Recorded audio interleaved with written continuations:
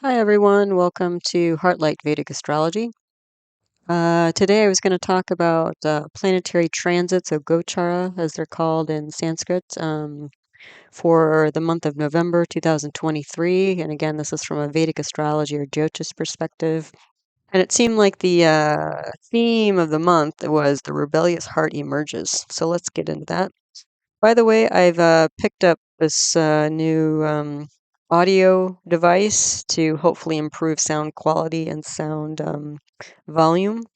So let me know if it's better. So- okay.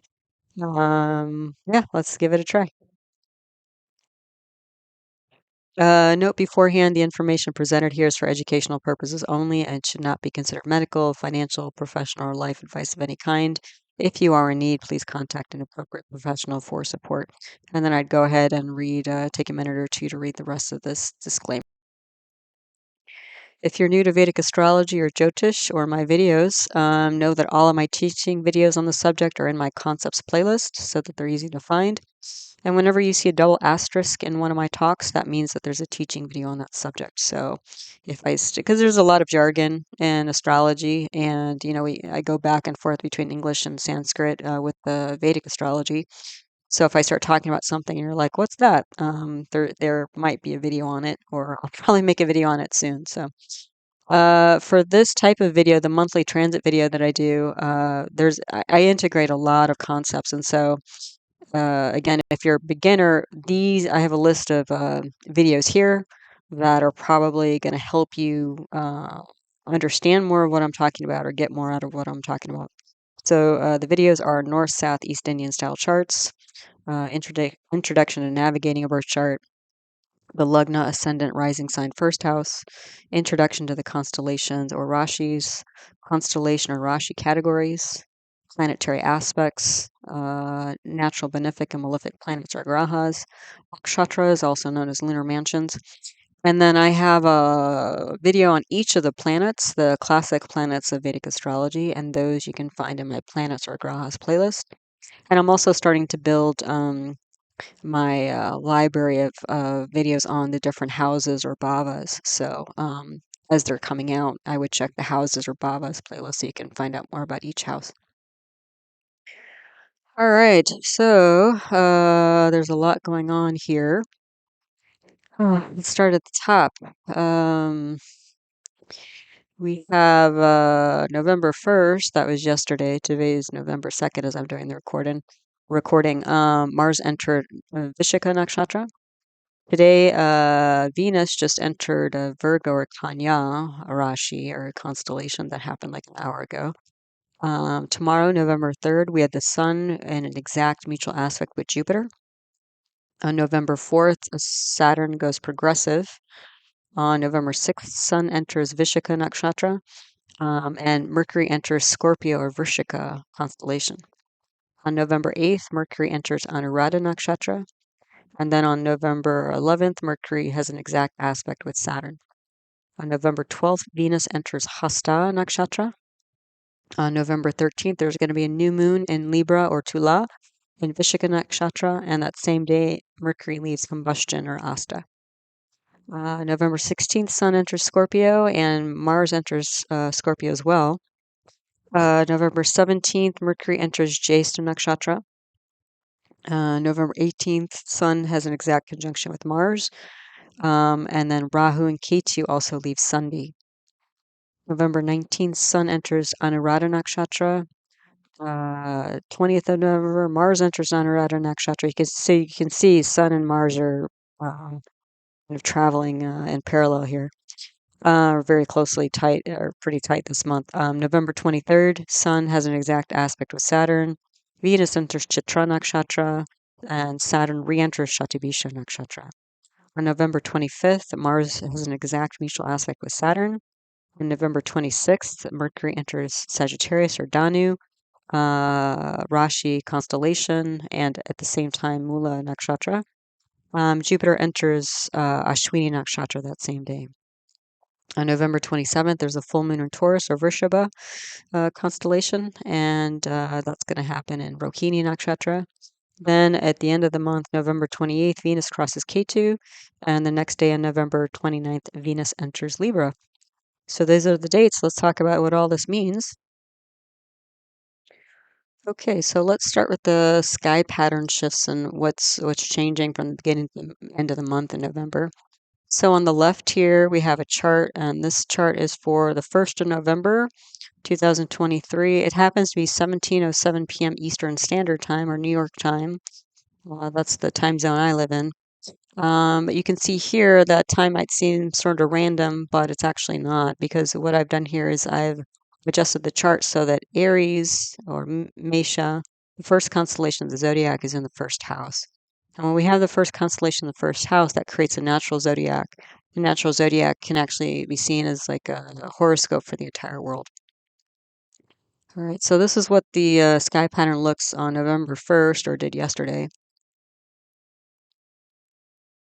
Sorry, now that I have the new audio equipment, you're going to be able to hear everything that I drink. So I drink a lot of water during these talks so I can keep my voice up. Anyway, sorry for that, but I guess the opposite side of the coin. So anyway, you can see here in the first house we have a retrograde Jupiter, and let's see, what else do we have here? The moon is in Mrigashirsha Nakshatra. So Mrigashirsha Nakshatra, symbol of that is a deer's head. And deer in many mythological systems or cultures, in different cultures, it's usually sort of a guide through the forest, the dark forest. So there's usually, like when you hear folklores or story, fairy tales and stuff like that, when you see a deer going through the forest, it's sort of like a spiritual, or like a forest fairy type energy, some spiritual energy leading you through um, unknown terrain. Yeah, you can kind of think of it. So it's a searching energy. Um, in this chart, we have a Saraswati yoga. That's a planetary combination, and that's related to Jupiter, Venus, and Mercury. There's also a parivartana yoga, and the parivartana is happening between Venus and Sun.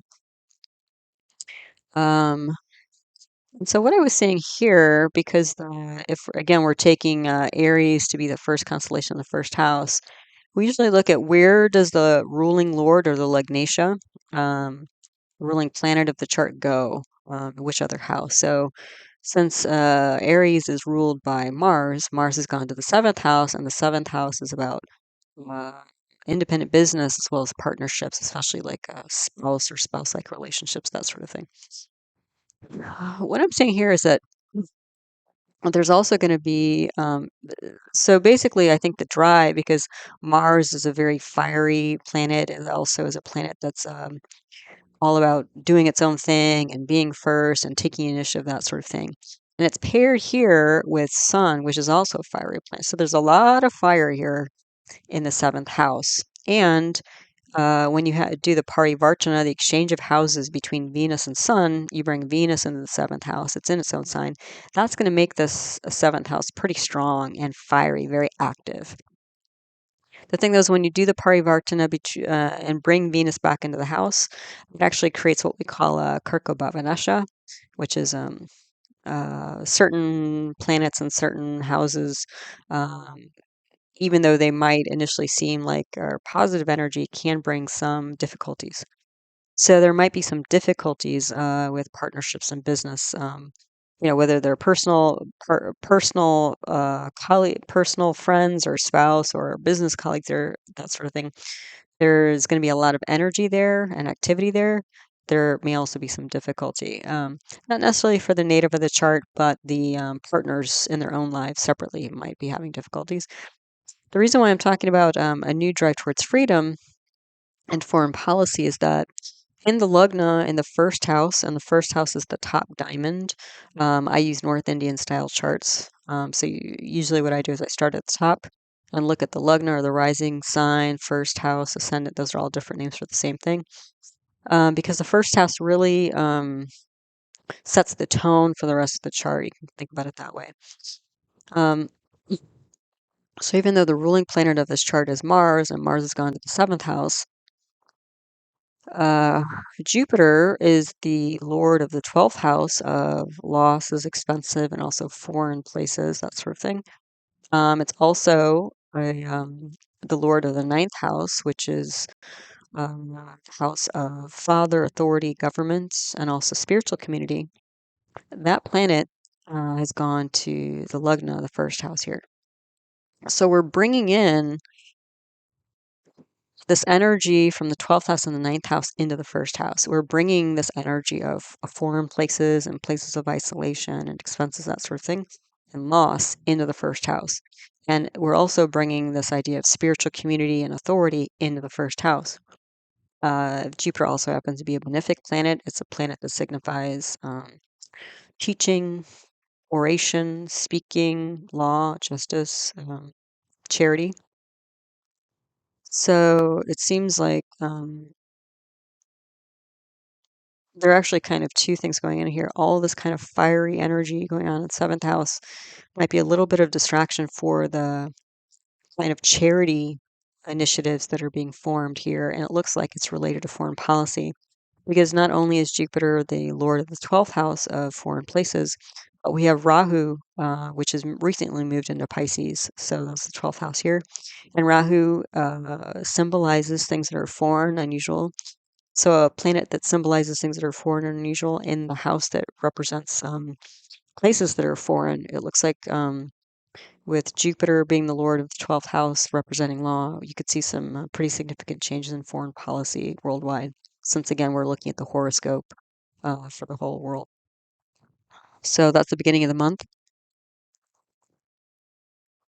That seems to be true, especially in regards to the situation in the Middle East with humanitarian aid and things like that being brought to Israel and Gaza to help the people there, since there's a war that's broken out. So we'll see how that remedies itself. Um, oh, also on this first chart, you have a Saturn retrograde in its own house coming from the 11th house here. The 11th house represents both income but also clubs, groups, and societies. So again, and Saturn can represent things like people who are poor, people who are devastated. So again, foreign people, foreign policy for people who've been, unfortunately shattered by unfortunate circumstances. That's also aspecting into the Lugna first house. Um, so yeah, that kind of creates more confluence for the chart. So at least that's a general energy starting out this month. Then towards the end of the month, we still have Jupiter retrograde in the first house. We still have Saturn in the 11th house, Rahu. Moon is again in Gemini in the third house here. But it's different because whereas the moon was in Nakshatra Mrigashirsha, and so the moon was searching, right? The moon is the intuitive mind, the emotional mind, also the public. So there's a lot of seeking, searching, that sort of thing. But the moon in the second chart here on the right is in Punarvasu Nakshatra. Punarvasu Nakshatra, the symbol of that is a quiver of arrows. So one of those containers where you keep the arrows, and usually I see them in the movies at least, strapped to somebody's back so you can kind of reach behind you, pull an arrow out, and then string it up and then shoot it off. So Punarvasu has this energy of having a home base and going out and coming back. So at least there's a home base. So it looks like, again, there's some progression here with the moon, the mind, emotions, the public, of seeking, searching, to having a home base, going out and coming back. The other thing that's pretty significant in terms of the sky pattern that changes is that all this fiery energy, Mars and Sun, that are in the seventh house of relationships, business, independent business, that sort of thing. Mars and Sun are moving into the eighth house of Scorpio, where Mars is the ruler of that constellation. So that's going to make that house strong. And the eighth house represents deep psychology. So there's going to be especially because they're both fiery planets, Mars and Sun. There's a lot of fire. There's a lot of transformative energy going on in the eighth house, deep psychology. And if I recall, Mars and Sun at that time are both in the nakshatra of Anuradha, which means not only victory, but victory by bringing people together rather than driving them apart. Oh, before I forget, the moon not only is more settled because it moved from Mrigashirsha nakshatra to Punarvasu nakshatra, but across from it you can see that big green arrow driving up. That's Mercury aspecting into its own sign. So that's going to bolster up that house, and make give the moon a more solid base. In the second chart, we have the Saraswati Yoga again, which indicates artistic endeavors as well as education. Um, and then we have Venus again in Karako Bhavanasha. This time it's completely solid because Venus has just entered Libra, which it will do at the end of the month. Um, and because we're looking at where has the Lugnatia, the ruling planet of the chart gone, which is Mars in the natural zodiac. Mars has gone to the eighth house of not only deep psychology, but also deep transformation. And Mars and Sun both are the kind of leadership planets. Sun indicates the king or president, typically. It can also be father. Mars represents the head of the army, commander in chief of the army, and also like the CEO, like more of kind of hands-on leader, people in the trenches type of leader. And so there's what I see at the end of the month, if we're talking about collective energy here, is this developing of new identity and purpose as a leader, because the sun also represents pure purpose or mission. So deep within the psychology it's how do we lead ourselves going forward? Um, and again, because this Venus is in the seventh house forming a Karka Bhavanasha, there's still some difficulty with partnerships, but less angry, less aggressive than when we started out in the beginning. So there's still difficulty here, but it's calmed down quite a bit. All right, so let's talk about, we'll go through the planets. Let's talk about Mars first, also known as Mangal in Sanskrit. So November 1st, yesterday, Mars entered Vishaka Nakshatra. And Vishaka Nakshatra, excuse me, is symbolized by a victory arch. The thing about Vishaka Nakshatra is that it's pretty intense, and it's kind of even though it's a victorious energy, it's almost like a winning at any cost type of energy.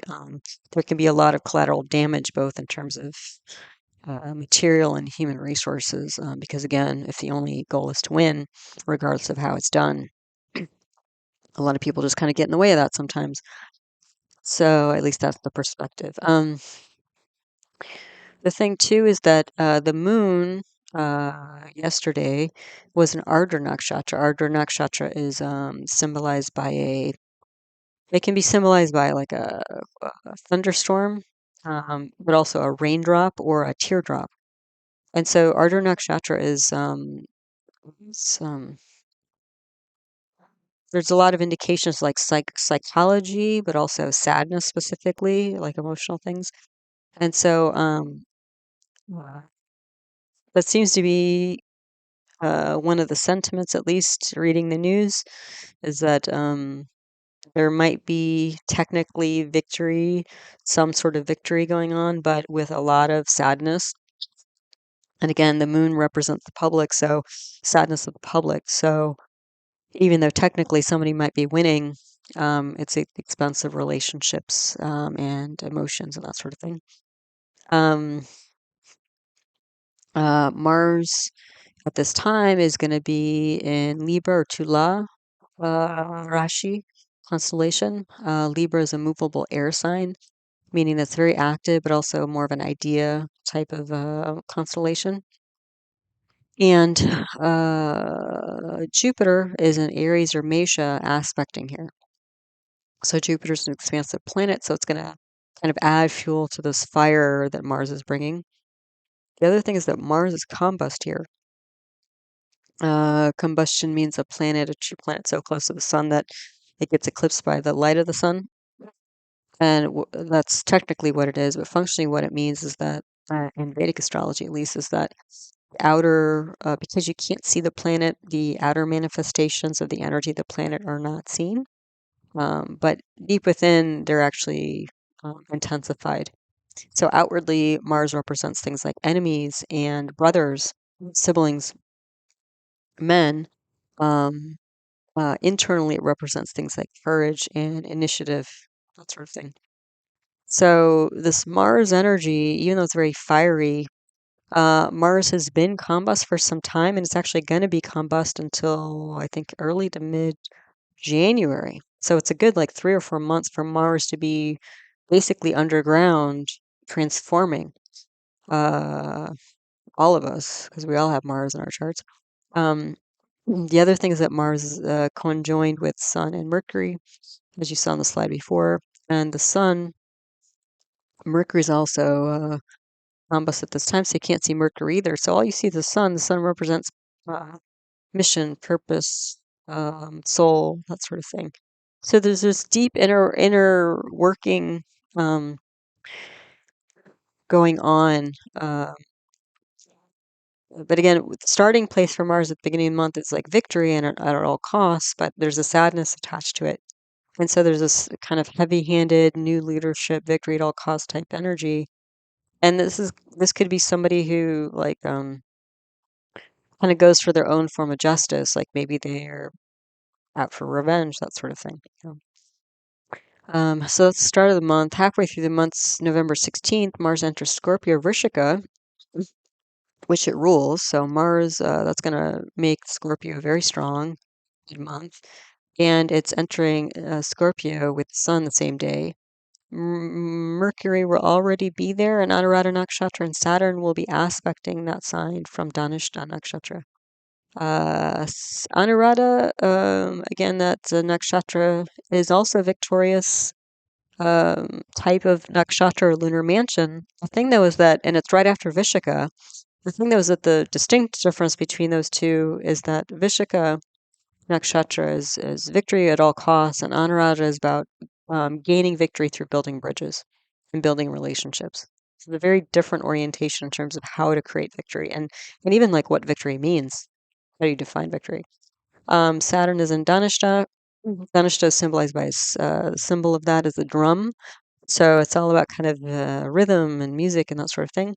Saturn can indicate things like delays, obstacles, and structure. So you could take that to mean like um, uh, structuring a new rhythm. It could be old, ancient classical music potentially. Um, and it could also, because Saturn represents things like delays and obstacles, it could even be like difficulty finding a rhythm, which may be the case, depending on whose chart you're looking at and how it relates to their natal chart and the current planetary period that they're running. But it's, I think, a good thing that Mars is going into Scorpio. It's going to bring some strength to this house and bring some strength to Mars because it's in its own house. Scorpio is a fixed water sign. So these are emotions that run deep and are steadfast. But Scorpio is a constellation that indicates deep healing and transformation, restructuring, because it's Scorpio is the eighth house of the natural zodiac, which is again the eighth house represents deep psychology. And Scorpio, the symbol of that is scorpion, and scorpions typically um, like to hide, under rocks and that sort of thing, like cave-like places, kind of out of sight. Um, and they do have venom, but again, depending on what paradigm of medicine you work with, in some paradigms of medicine, you can make medicine from poisons. Well, even modern medicine, um, they used to make. Who was it? Whose chart was I looking at? I think it was Abraham Lincoln. He has a really fascinating life. I mean, he's a fascinating guy. But he used to take, what were they called? I think they were called blue pills. And it was actually mostly mercury. Mercury was in it, and that's what made it blue. Kind of like the mercury and the old thermometers where the silver color stuff would go up and down. Um, and so that was used for mood disorders like anxiety, depression, that sort of thing. But he actually, they found out that he actually developed mercury poisoning from these blue pills he took. So, again, that's probably not the best example. But in homeopathy, another paradigm in medicine, you can take minuscule amounts of toxic substances and actually turn them into very benefic and gentle medicines. So the blue pill probably wasn't a great example, but anyway, I think you get the meaning or gist of what I'm trying to get at. But so it's a place of deep healing, transformation, and restructuring. And all these planets indicate that there's success in that with Vrishika, Anuradha, Dhanishta. So I think it's going to be a good spot for Mars to be in for a while, because Mars is the planet of courage that symbolizes courage and innovation. And so when it's in its own house, in this deep place of healing, restructuring, it has a chance to gather courage and gain strength.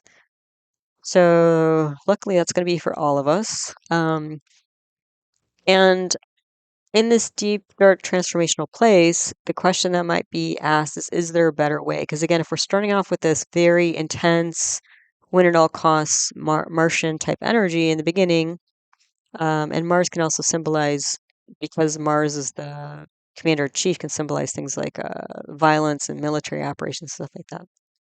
Is there a better way going forward? Is the question that may be asked here. What came to mind when I was kind of looking at this was in South Africa, after all the horrific things that happened with apartheid and stuff like that, rather than give it all back to the perpetrators or the people who perpetuated that, what they decided to do, the leaders decided to do, is create these forgiveness tribunals to help people heal and release all the negative sentiments, or not all, but at least try to get it releasing the negative sentiments, negative thoughts, and bring about true healing rather than perpetuate going forward more anger, more violence, more hatred, more misunderstandings, more separation. At least it was an attempt. And as far as I know, they're actually fairly successful given what they were. And so, that sort of thing, like, you know, being innovative, being different, because again, Mars, especially being in Scorpio, um, is all about doing things in a different way. Mars is typically not somebody who takes the conventional road. So maybe there's a different way to go about things. Then November 18th, Mars, there's an exact conjunction with Sun, and that's also a good sign for Mars, because what that means is after Mars and Sun are in exactly the same location, I believe Sun is going to move ahead. And so that means that Mars is slowly going to also, that's another way that Mars is going to gain strength up until beginning of mid-January, when it finally gets far enough away from the sun that you can actually see it in the sky with your own eyes. So this is a pretty crucial time this month um, for gaining courage and strength overall. Um, But again, because Mars is not emerging, oh, here it is. I have the date here, 16th of January, 2024. That's when Mars is no longer combust or eclipsed by the sun. So it's going to take some, this is a deep, dark healing place. And it's deep wounds take time to heal. And for wounds to really heal, you want them to heal from the inside out. You just want to put a band-aid over them, because then they can fester and, that sort of thing. So true healing takes some time. Usually. Unless you do homeopathy, in which case it could be almost instantaneous, but that's a whole different paradigm that most people are familiar with. Then on November 20th, Mars enters Anuradha Nakshatra, so victory through building bridges. And the moon at that time is in Shatabisha, so Shatabisha is translated as 100 healers. And usually the Shatabisha Nakshatra indicates either diseases that are hard to cure, heal, or people who are involved in that, like doctors, nurses, that sort of thing. So the moon in Shatabisha is indicating like uh, a mental issues that are difficult to heal. Yeah. And so with Mars entering Anuradha, we're finding new ways to build bridges, to heal the public mind, to heal the public sentiment. So the leadership shifts to building bridges instead of burning them. And then, again, through this contemplation energy, finding ways to channel the anger, because again, we saw a lot of anger in the comparison charts I showed for the beginning of the month to the end of the month, channeling that anger in a positive direction rather than more destruction, creating more destruction. Then November 25th, Mars is going to have an exact aspect, mutual aspect with Saturn, which is going to be back in Shatabisha because it's going progressive at that time. And again, when you have Mars and Saturn together, that can be like a energy of like engineering. It can also be energy of military operations um, and restructuring generally. So by the end of the month or towards the end of the month, we're going to get this new emergence, like trying to create a new order out of the chaos that's been going on. That's what I see here. And I found this photo, which I thought was pretty cool. This is a bridge in Venice, and you actually see like hands, like, reaching across and, creating like a steeple almost here. You know, so yeah, bringing people together. So let's take a look at a chart. I always like to bring charts up of celebrities and other people to bring some of these more um, abstract concepts to life and give them some legs. So I found this chart, and this is for Marie Curie, Madame Curie. So let's look at her chart. Her birth data, she was born on November 7th, 1867 in Warsaw, Poland. There is no exact birth time that I found for her. So what I did was I rotated the chart to her Chandra Lagna. So this is her moon rising chart instead of her what is it? Star rising chart, yeah. The moon, uh, luckily, the moon is in a place where throughout most of the day, from midnight, from the first minute until, what is that, 10:24 p.m., so except for about an hour and a half, the moon was in Aquarius or Kumbh. So most likely, statistically speaking, her moon was in Aquarius, which actually makes sense for her as well, because she the energy of Aquarius is like a NASA scientist, which is pretty close to what she was and how her mind worked. The other thing about Chandra Lagna charts or moon rising charts is that they give, I think, a different perspective on somebody, rather than looking at the physical attributes of somebody's life, like how did they move, where did they go, that sort of thing. It's more about like how did their mind function, what was in their mind, how did they go about, because the mind is a filter for their whole life, right? Their experience of life and the choices that they make and that sort of thing. So I think we can safely assume, for the most part, Moon is in Aquarius. It could be in Pisces, if it was the last hour and a half that she was born that day. The other thing is that most likely her moon, well, her moon, during that time, the moon from first minute of the day until 3:28, so about 3.5 hours, the moon's in Shatabisha, a nakshatra. Again, that nakshatra related to things that are difficult to heal, that sort of thing. Or the rest of the day was in Purva Brajapada, which is the symbol of that is the front legs of a funeral pyre. Either way, so so either you have difficult to cure diseases or you have finality after apparently something that was difficult to heal. So either way, fairly intense energies, and also both to some extent indicating medical stuff. Yeah, so that's important for her chart. So let's start at the top. In the Lagna, again, this is a Chandra Lagna, not the Udaya Lagna, but we're starting off here with Aquarius and Kumbh. That's a fixed air sign. So an idea person, she definitely was an idea person. Um, and she was very fixed. She was set in her ways. I think she needed to be to accomplish everything she did. Um, So, if you don't know, you see at the bottom here, she was a Polish-French chemist physicist um, who basically discovered radioactivity and developed things like X-rays, like as a diagnostic tool, and also the started using discover that radiation killed cancer cells faster than it killed normal healthy cells. So it was the beginning of like radiation treatments and stuff like that for cancer. She was the first woman to win a Nobel Prize. She actually won two of them. There are only two people to have done that. And she actually won them for two different sciences, one chemistry, one physics, which nobody else has done. Um, she discovered two chemical um, components. The word is slipping from my mind. I'll probably remember it as soon as I stop recording. But anyway, she discovered polonium and radium. So polonium, she actually named after Poland. She was the first woman professor at the University of Paris, and she ultimately died of aplastic anemia. So let's get back to the chart here because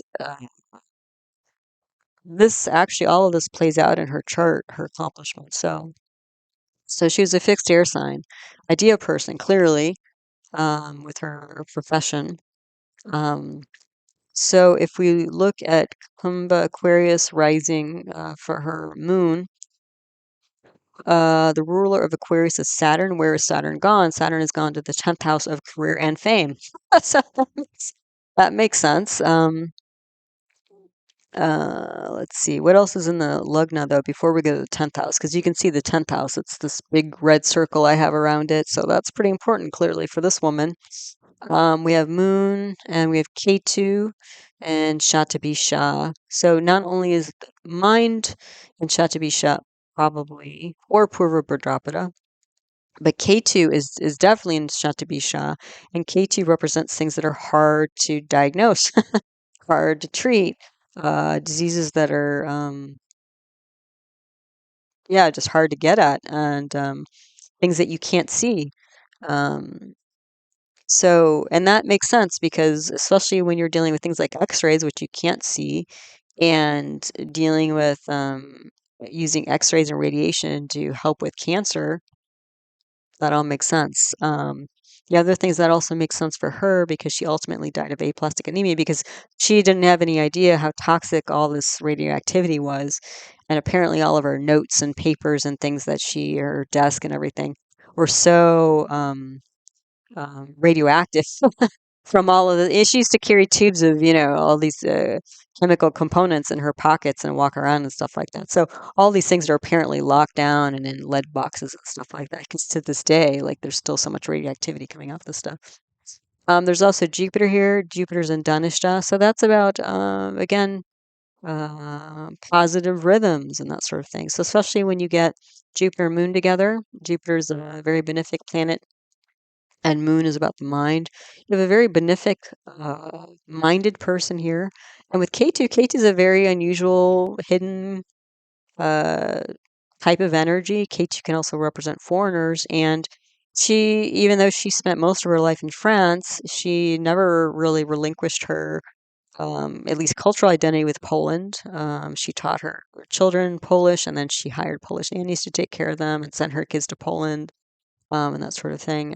Was very proud of her heritage. I mean, she named one of her um, chemical atoms, after Poland, that sort of thing. Um, this was a very charitable person, but also a very unusual person, quirky, if nothing else. And so you have these three planets in the house of Aquarius. Then you have Mars. You see the little red arrow going from the big red circle 4 houses away. That's Mars. So Mars, again, this fiery, transformative leadership, hands-on energy, is going into the Lugna. So you can see here, Mars is in Scorpio, like we were just talking about, in its own sign. Mars in Anurata, so this energy of success, but through building friendships and relationships, that sort of thing. And all of these planets like Mercury, Venus, Saturn are all in this very heavily dominated Mars house of Scorpio. And then with Mars aspecting onto the first house, you basically have Mars on 6 planets. Yeah. So Mars is itself, and it's on everything except Sun and Rahu. So this is what we would call a Mars dominated chart. Yeah. So with this energy combination in the Lugna, this is somebody who's she has a deep, expansive imagination because K2 with Moon gives you this kind of wild imagination, and she'd have to even like she has to kind of imagine the stuff going on, these chemicals and she can't even see these things, and she has to kind of imagine her mind what might possibly going on an anatomic level to understand the chemistry and physics of all this stuff. Yeah.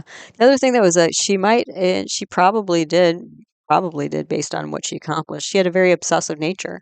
'Cause especially when you get Moon on the K2 Rahu axis, that can happen because K2 and Rahu can indicate things like addiction.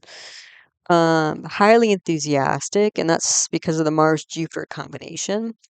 A foreigner I mentioned with K2 there, unusual because of K2. There's also, she has what we call a Kala Sarpa yoga. Kala Sarpa yoga is when we have almost, try to, classical definitions, all the planets are on one side of the K2 Rahu axis or the other. So you don't have planets on each side. So you have here for her, she has the moon just past K2. Usually the moon we don't worry about too much because the moon moves so fast. And sometimes we don't worry about Saturn because Saturn moves so slowly. But you can see basically all the planets are on one side of the K2 Rahu axis. So that gives her ambition as if she needed it. So there's already a plenty here, but it helped her, right? I mean, she got 2 Nobel Prizes, so good for her. This is also somebody who's going to be very focused. Um, she also has a Saraswati yoga, so a combination of Venus, Mercury, and Jupiter, that indicates things like creativity and education.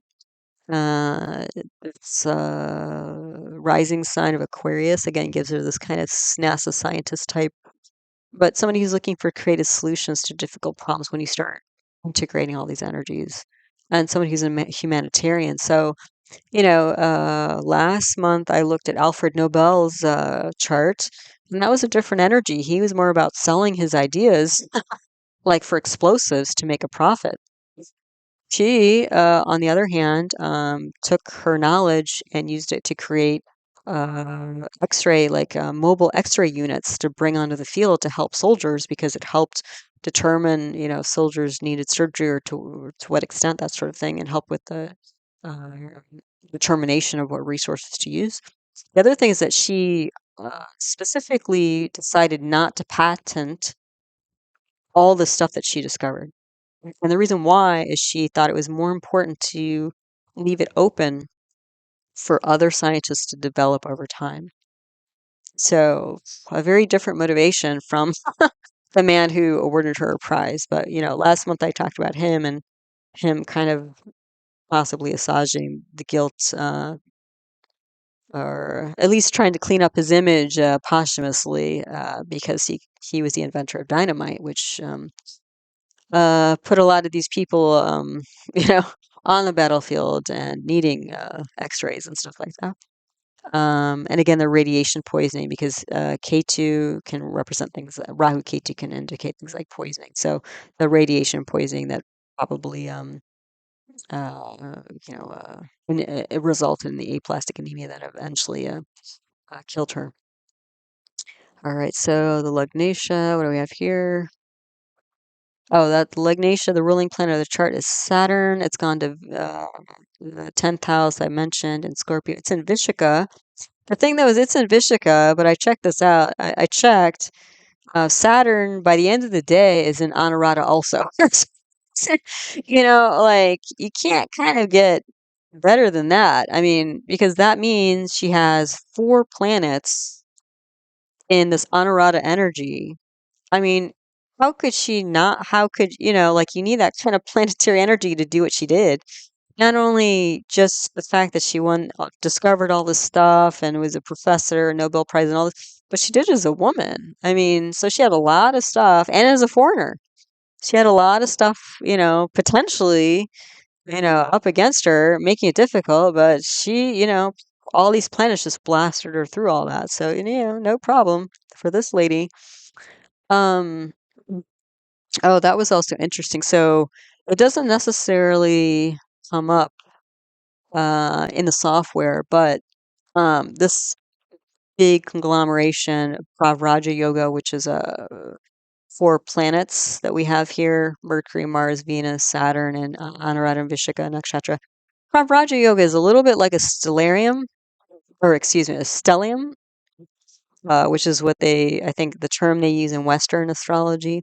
Stellium, though, technically a stellium is three planets together in the same sign, not including sun or moon. So if you have three planets together plus sun or moon, that's still a stellium. But a Pravraja yoga is four planets, and that could include sun or moon also. It's sort of Pravraja yoga is sort of like a stellium, but the meaning of it in Jyotish is a area of focus, which clearly was her career. Um, and she had children and a husband and things. But even with the husband was killed in a car accident or run over in the road or something like that. Something, unexpected and tragic. And what happened for her is that he had an appointment, like almost like a tenured like position as a professor at the university. And when he passed on, they offered it to her. So that's what helped her. Unfortunately, there was this weird twist with her, the demise of her husband, is that she became the first female professor at the University of Paris. So it was kind of a weird, positive thing that came out of that tragic moment. So, but this Pravraja Yoga stellium of Mercury, Mars, Venus, Saturn, you can see here Venus and Saturn are definitely at war. And the thing is that because these are all fast-moving planets and they're all kind of dancing around Saturn, um, there's a planetary war. Let me try to get this right. And not only is there a planetary war between Venus and Saturn, but there's a planetary war.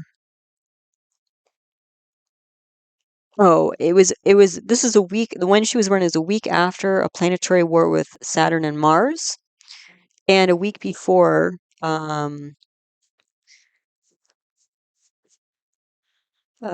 might be getting that wrong. Anyway, there's basically two or three planetary wars going on in this. I don't know. I think I wrote this a while ago. I don't exactly remember the details, but all these planetary wars, there's a lot of contention here. And again, she had to fight against a lot of stuff, but she managed it. She managed it and she got through it. And, she ended up, people admired and liked and loved and respected. Maybe they thought she was pretty hardcore or, kind of a little bit strange or whatever, but, this was clearly a leader. Apparently, even with her research, her husband was researching something else. And then she was so like into her stuff, studying this radioactivity or whatever. Eventually, he gave up his line of research and started following hers. So yeah, and and she didn't have. Apparently, there were some other stories like I was reading about like she had some old shed, rundown shed, and old equipment or whatever, and she was still making it work and doing her experiments and doing her thing, and she got two Nobel prizes out of it. So good for her. So anyway, the stellium, Prabhupada Yoga, hugely focused and successful in work, famous, that's all there. A lot of contention, but mostly collaborative, and also this transformative, innovative leader. And also Mars itself as a planet represents chemistry, which clearly she was a queen of. The other thing is that the ninth house lord is Venus, and Venus is in the 10th house here. So there was also, and the ninth house can represent things like government. So especially if the ninth lord is in the 10th house, that can indicate um, government related position, or maybe like a subcontractor type role for the government, or government funding. And so all of that was true for her through the University of Paris, but also she created her own Curie Institute, which needed funding clearly. So what else is in this chart? In some ways, it's interesting when you have these like big conglomerations of planets, like you know where the energy is. Um, but other things were going on in her life. Let's see. The seventh house has Rahu, that's in Purva Falguni, with Moon and um, Jupiter and Saturn aspecting here. So this is somebody who really wanted to be independent. And so even though she was mostly university based, she created her own institute. So, but she did do that. Um, she desired independence, but again, there were also issues with authority. And where I'm getting that is from the sun that I circled in the ninth house, because the sun in the ninth house creates a karako bhava. The sun represents authorities, father, stuff like that. And so when you have sun, which is a planet representing authority and fathers in the house of representing the same, it actually it's almost like too much energy, and so there are issues there. I'm not so sure it was with her father, because he was educated. He actually, I think there was all that political turmoil going on in Poland, and they shut some schools down, and so I think he brought some old chemistry equipment home and started teaching his kids chemistry. But he got into trouble, I think, with the government or educational system or something. So I don't think he was like a bad or wayward guy, but just he had issues. I don't think she had issues with him, but he had issues going on in his life. There was some trouble there. Um, yeah. So yeah, fascinating woman. And again, this is a great embodiment. She was a great embodiment of Mars and Scorpio, transformative leadership. Yeah. Okay, so that was all Mars energy. Let's talk about Venus now. Venus, also known as Shukra in Vedic astrology. Let's see, November 2nd, today, Venus just entered Virgo or Kanya constellation. Venus is not so happy in Virgo because it's debilitated there. Virgo is a dual earth sign, and it's also there with Ketu, which is in Chitra Nakshatra. So those are actually three very different energies. Venus represents things like love and romance and the finer things of life. Virgo, being a dual earth sign, is all about being very practical, very pragmatic, very organized, very detail oriented, like an efficiency manager type energy. And then no frills typically. And then you have K2, which is this kind of wild child joker in the deck of cards type energy, like never quite know where it's going, explosive in Chitra Nakshatra, which is all about the symbol of that is a gemstone, so structure like architecture, that sort of things related to Chitra. So you have this like emotional, dreamy, sweet planet, and this very practical, efficient constellation with this like wild child, other planet. Yeah, it's kind of a strange mix, actually. The thing though is that even though Venus is debilitated in Virgo, it's actually exalted in the opposite constellation of Pisces or Mina. Pisces is a dual water sign, and Rahu is there in Revati. So Revati is a very gentle nakshatra. It's all about like hospitality and traveling and that sort of thing. And Rahu is a planet that can represent things like a psychic energy. And Pisces is the 12th house of the natural zodiac, so Pisces can represent things that are lost or end of cycles and stuff like that. So, because Venus can represent love and romance, on one side, Venus is in Virgo, Kanya is kind of very, it can be, not always, it can be a very, like, again, organized, efficient, um, it can be anal retentive. Not everybody. don't, don't get upset with me. I'm just describing the energy. It's not true for everybody. Anal retentive, practical, it's that's going to be like a cage. Sorry, I just scratched my microphone. Hopefully that wasn't too loud for your ears. Um, but this super watery, emotional, dreamy, artistic, creative planet in this kind of box, like a pretty tight box, that might feel like a cage. That's what I was getting from this. And then you have K2 here. So there's this kind of like unusual energy also in the mix. Um, and because Virgo is a dual sign, I got that this could mean that there's actually like two love interests on the horizon here for somebody. Venus also represents things like the arts, and it also represents things like pets and vehicles. So it could also be that there's a sort of you might have this really sweet ride, car, vehicle, whatever your vehicle of choice is. But you're kind of keeping it in the garage. You're not taking it out on the road so much. You're kind of staying close to home, or I don't know, watching your mileage or something like that's kind of a Virgo energy. Um, or like your pets are staying home, or like maybe you have some sort of creative block with your art, or maybe your art is like organizing things or very doing something very practical and earthy, like maybe some very organized geometric sculpture or something like that. That's how you can blend these energies together. But on the other side, in Pisces, because Venus is also aspecting into Pisces, you have Pisces is a dual water sign, so it's like the ocean of emotion, and you have Rahu, which is like this psychic energy. So on the one side, Venus is potentially in this sort of cage, like uh, or constricted, restricted type, place. Um, and then on the other side, Venus is in this like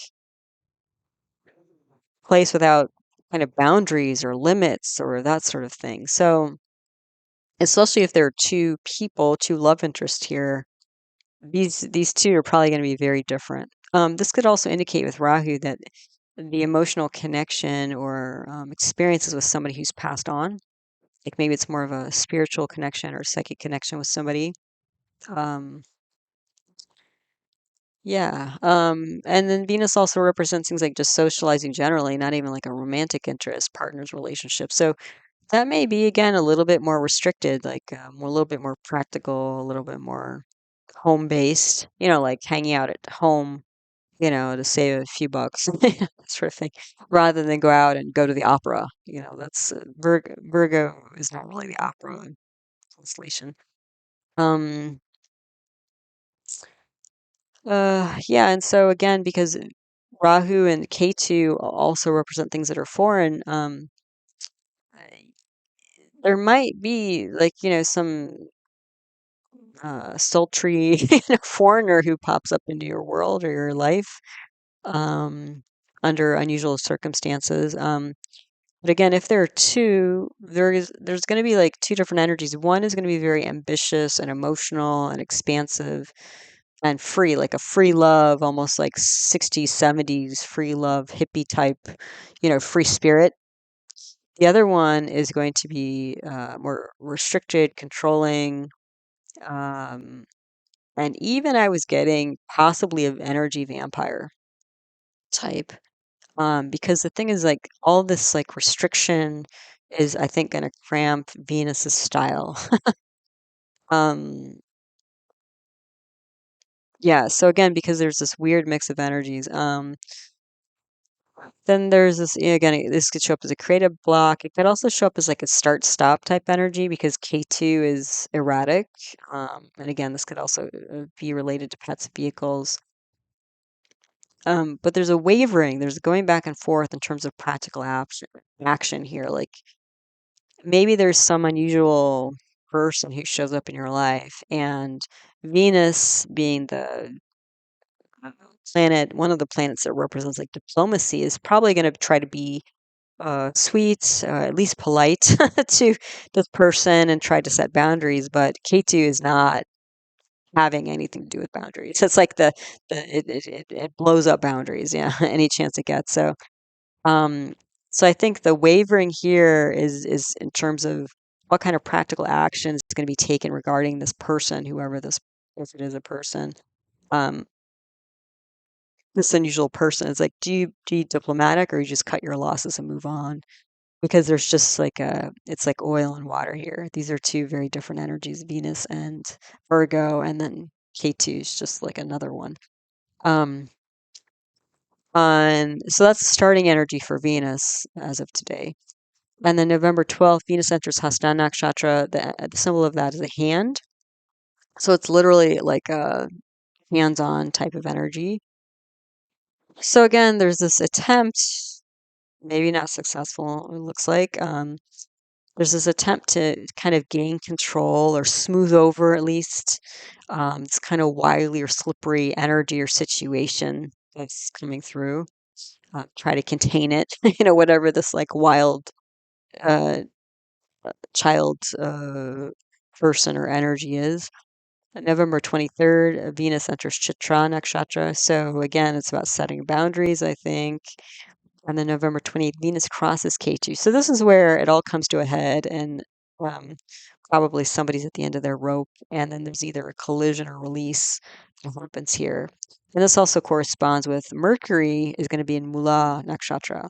And since Mercury is the ruling planet of Virgo, that means that not only is Venus and K2 destabilized when they cross each other, K2 being the more explosive energy and like literally blowing up this relationship.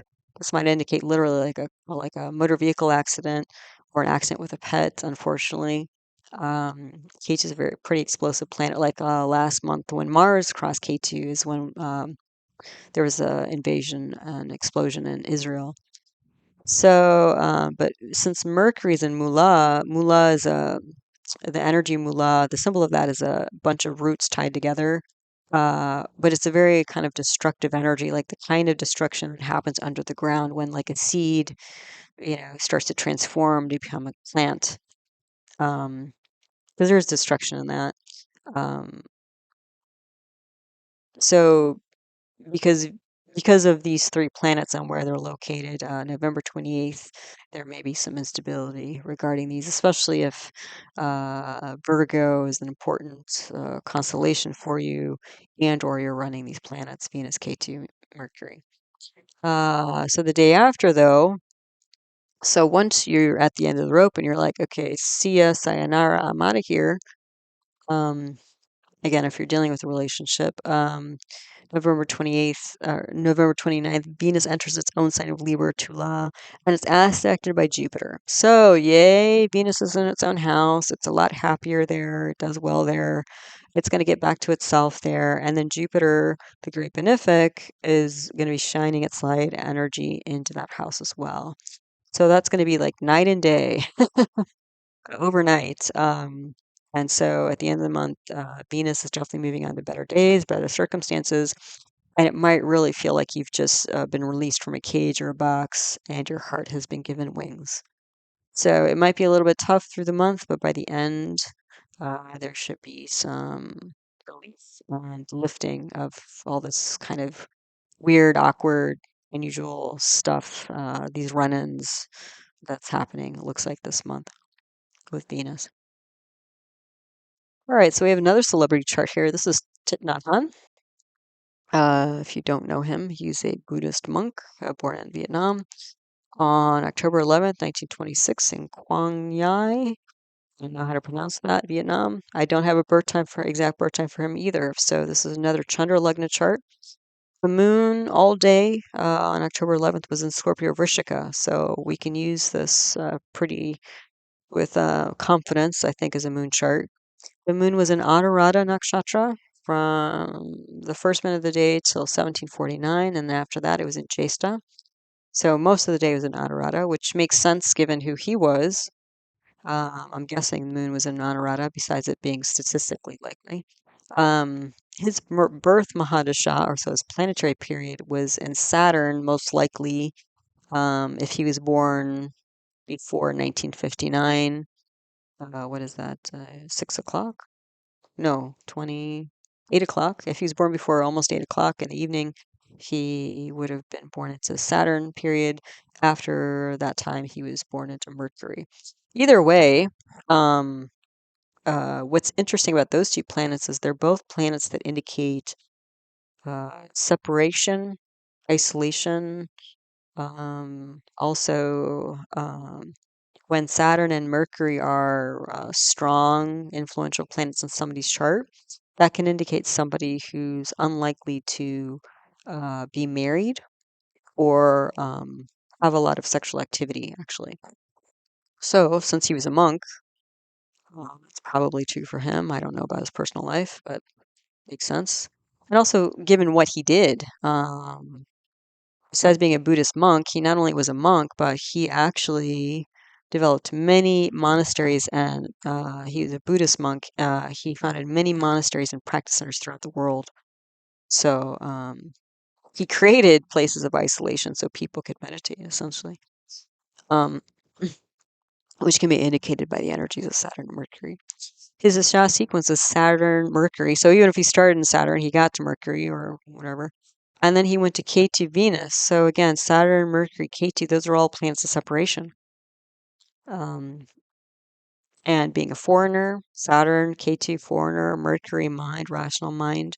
And then Venus, though, he went into Venus when he was about 29, which is when he had a Saturn return. And Venus is all about socializing. So up until he was about 29, he actually got interested in Buddhism and became a monk in his teenage years. His parents allowed him to do that. So again, up until he was almost 30, he was all about, this isolating habits, as good as it can be for the mind, very early on. And then he brought it to the world, is essentially what he did. All right. So again, we haven't even really looked at his chart yet. So let's do that. So again, starting at the top in the Chandra Lagna, we have a Scorpio Vrishika Lagna here, fixed water sign. So strong, steady emotions, waters that run deep. Moon, probably in Ranarada, maybe Jesta. Saturn is in Vishaka. We know about Vishaka, right? So victory, but potentially at a cost.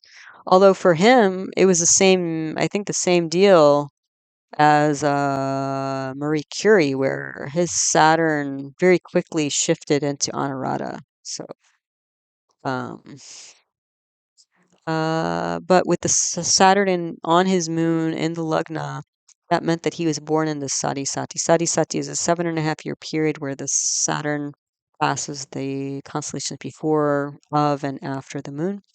And especially when somebody's born in Sadhisati, that can indicate they were born into difficult circumstances as a child, because the moon represents the mind and emotions, and Saturn can represent things like obstacles and delays and troubles. So, and it can really influence somebody and their perspective of life, philosophy of life, if they have all this hardship early on. Okay, so what's in the Lagna? Just Saturn and Moon, I think. Okay, and then the Lagnaceous is Mars. Mars has gone to the 6th house of enemies. Yes, very, very strong enemies here. Mars is retrograde in its own sign of Aries, the other sign it owns, and Mars is in Bharani. Bharani is symbolized by the womb. So there's this energy of like a cycle of life, transformation, birth and death. And with Mars being there, that can be an even more kind of it's not a gentle birth. Let's put it that because Mars can represent things like violence and military and that sort of thing. So, and the thing that's interesting here is this Mars is aspecting 8 houses away into the Lagna. So you have the Lagnatia aspecting it back into its own house. It's going to give that first house strength. It's going to give the body and the personality strength as well. And so again, you have this fierce. I mean, again, he was a man of peace, but not when it came to the mind. He was not peaceful about peace. Yeah, that's the irony there. He was not peaceful about peace. He was all about let's transform the world and make it better, which is, again, kind of a twist, is kind of a funny twist on Mars energy, but That's who this man was. So, and again, deeply transformative leader, and with the Mars and Saturn coming together with the Moon, Mars and Saturn together is engineering, or even athlete with the Moon, mind, re-engineering, past hurts of the mind when you bring this Mars up from the sixth house. Yeah.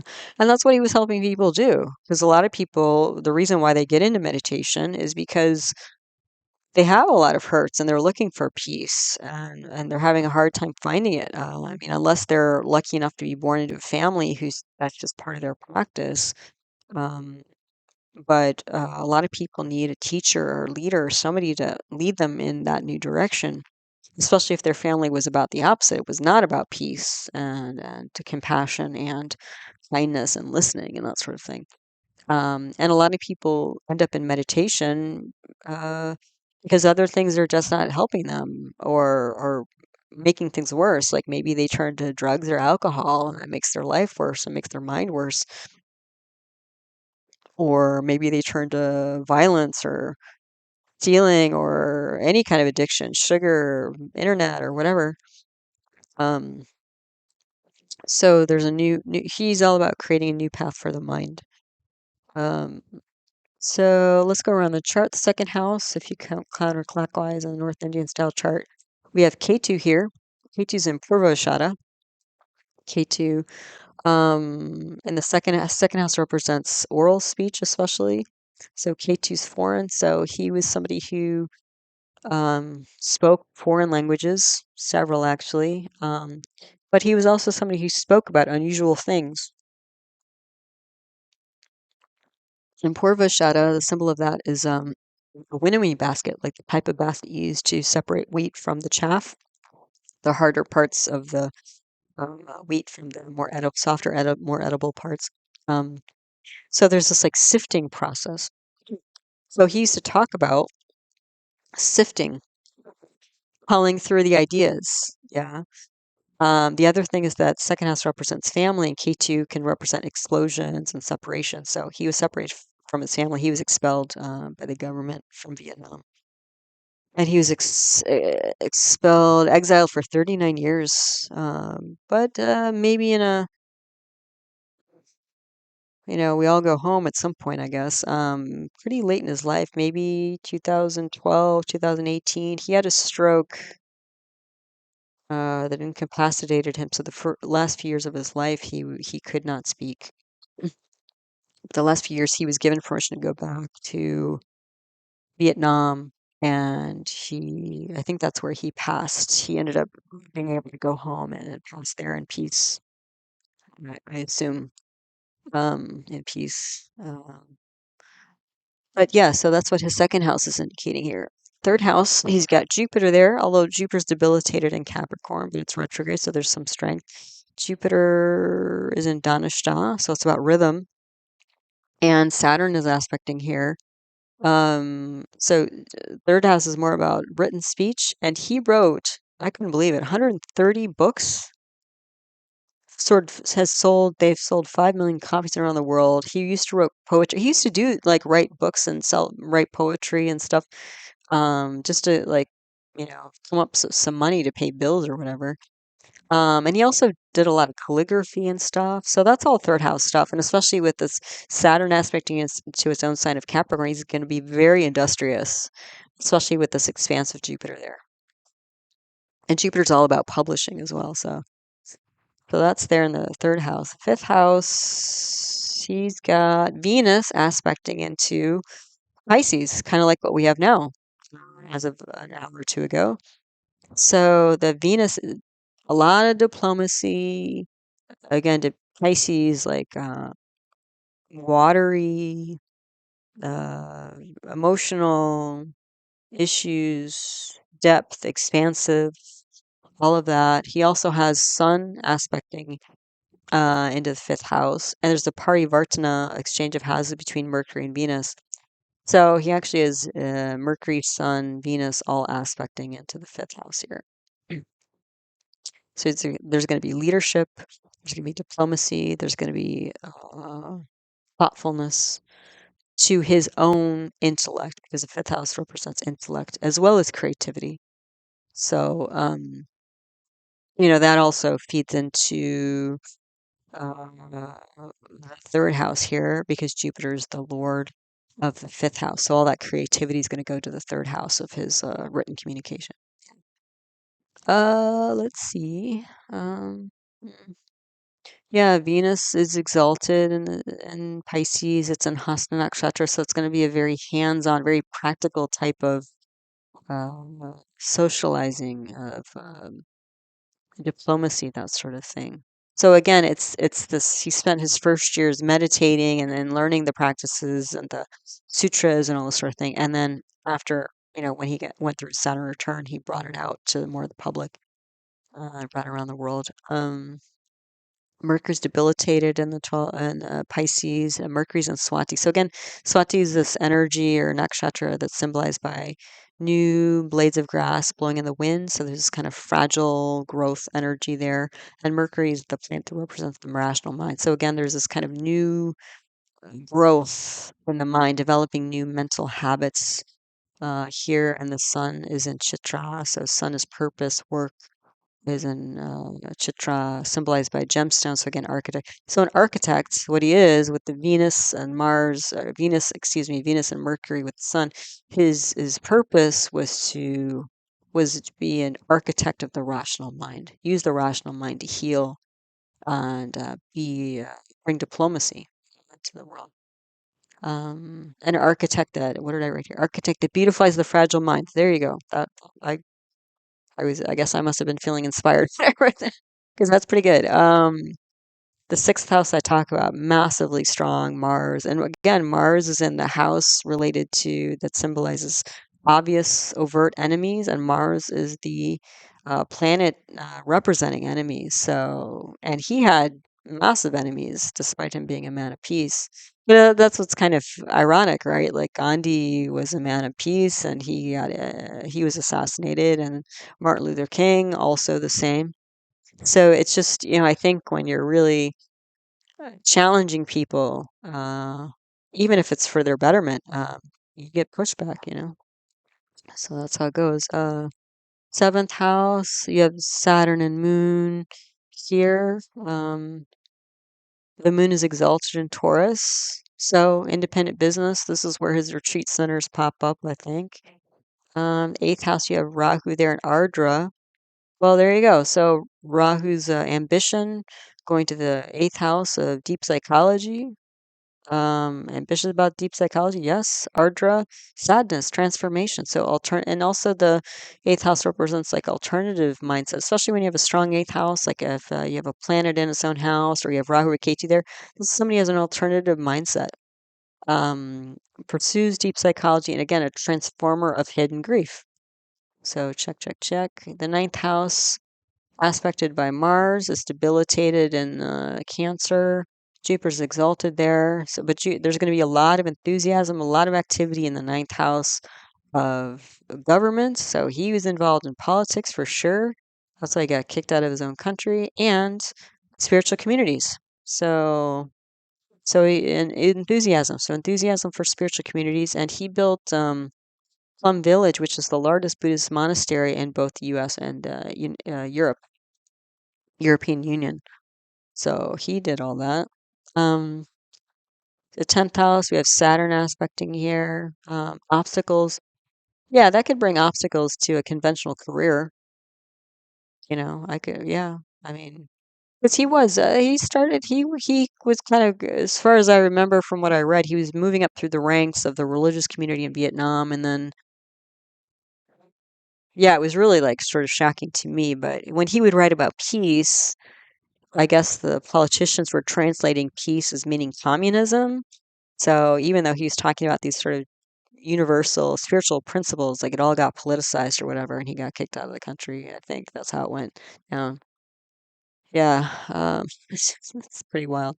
The 11th house is the house of income and clubs, groups, societies. So you have Sun here, Venus here, Mercury when you do the exchange between Mercury and Venus. So we're talking like pristine, beautiful, structured communities, like his retreat centers. The 12th house is loss of income because you have the 11th Lord, Mercury, going into 12th house, which not only is a loss of income, which he did. I mean, he could have probably made more money than he did, but he gave it all away. So the 12th house can also indicate not just like loss of income through, I don't know, somebody steals your money or you lose all your money in the stock market or something like that. This could be like conscious loss of money, like charity. And that looks like the case because you also have Venus aspecting in there as well. So there's going to be protection of against great losses of income. Uh, it looks like it was mostly charitable for him. And the other thing is that again, you bring Mercury back to Virgo in the 11th house. And I mentioned in one of my last videos that I've often seen when somebody has Mercury in its own sign, either Mercury in Virgo or Mercury in Gemini. A lot of times I've seen in charts that that person will be interested in Buddhism. So this is true for him as well. Um, what else? What else? Oh, and then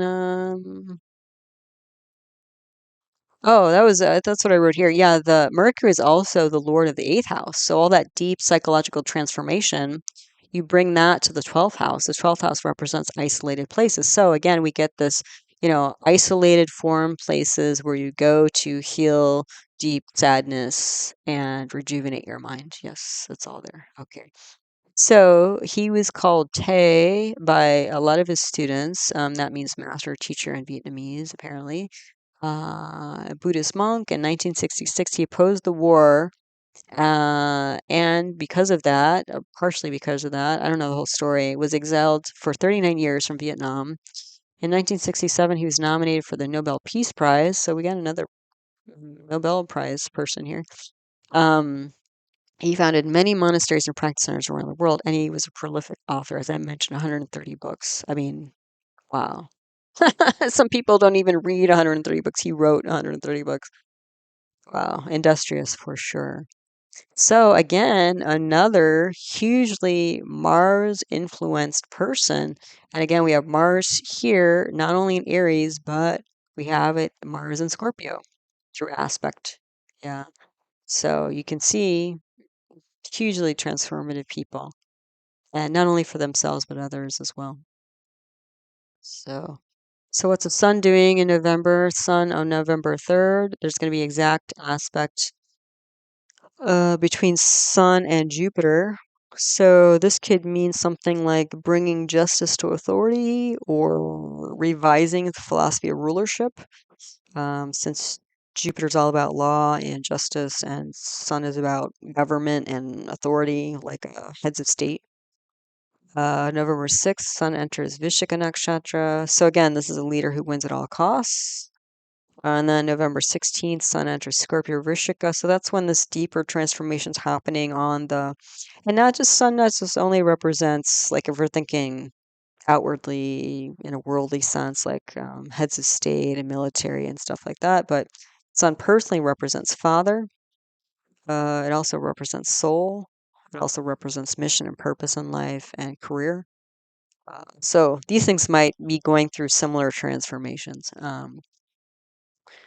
Yeah, so once Sun enters Scorpio, November 16th, again, Scorpio is a watery sign, so there's going to be an emotion, there's a transformation of emotions here. And the other thing is Mercury is already is ahead of Sun and Mars.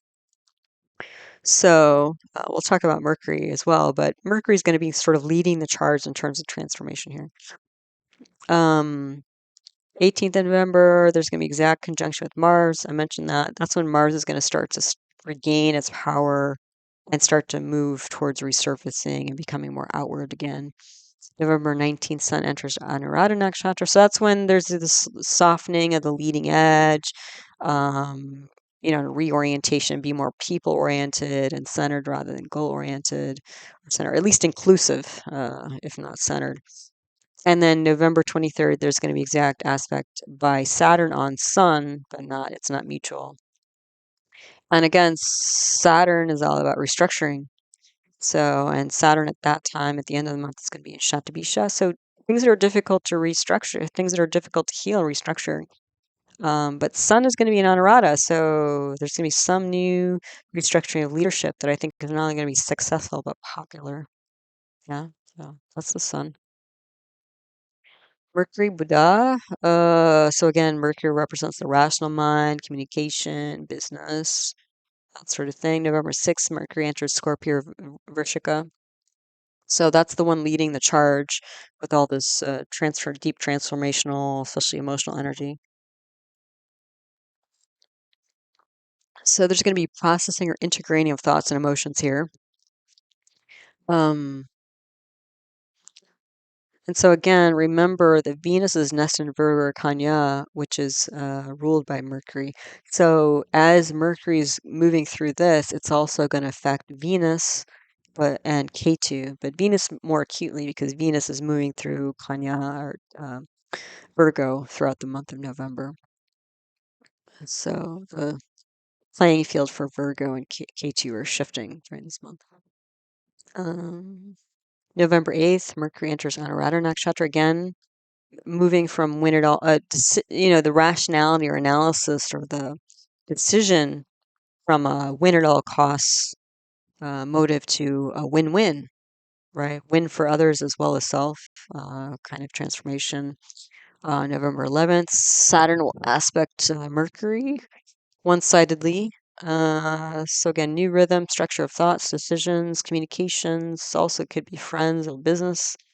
And it was funny when I was thinking about this, because Mercury's gonna be in Honorata.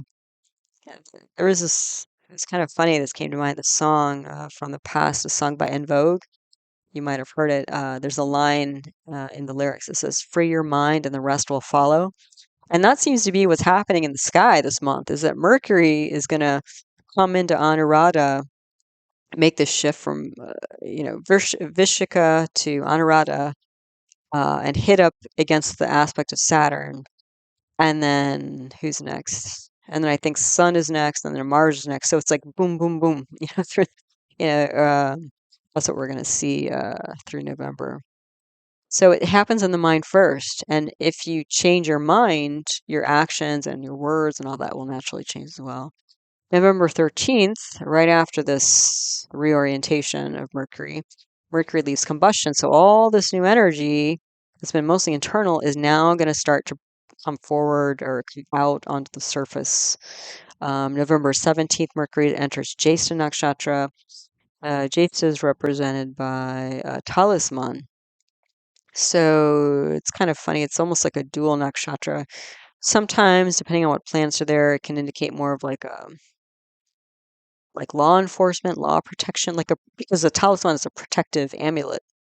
So it can be that more sort of practical protection. But if you have more spiritual planets here, like Ketu or Rahu or Jupiter or something, it might be more of like spiritual protection, like a shaman type, person who's like their role in traditional communities is to protect the spirits, talk to spirits and protect from spirits or negative forces, hidden forces.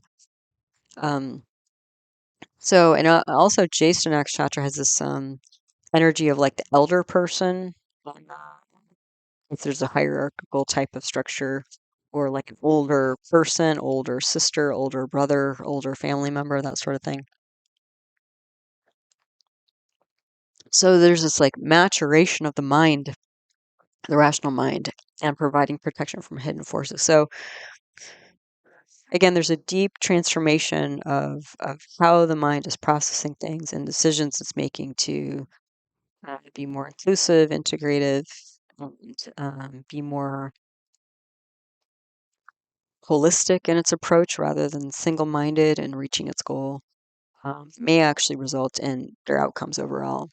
And then on November 26th, Mercury enters Sagittarius or Danu, constellation Rashi. At the same time, it's entering Mula, Chatra, so there's this destructive energy.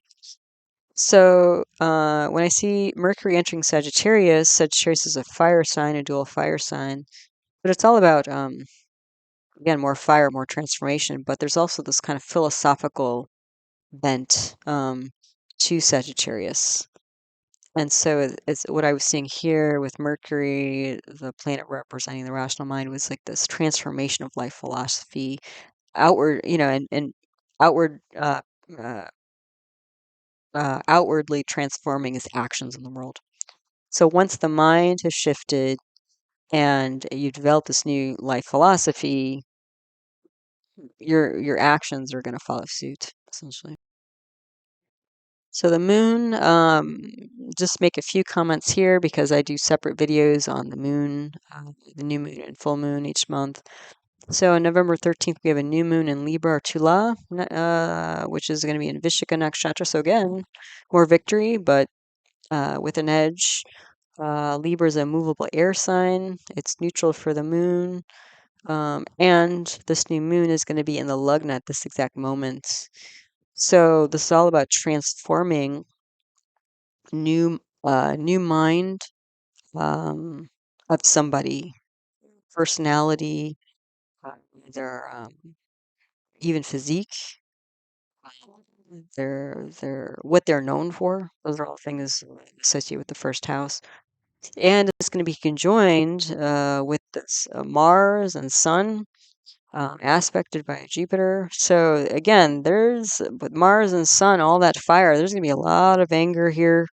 And it's in Libra, so an air sign. So all this anger about ideas, and since Jupiter and Mars are together, potentially laws and that sort of thing. And there's going to be a lot of enthusiasm. So Jupiter's going to amp up Mars and Sun, all the fiery energy here.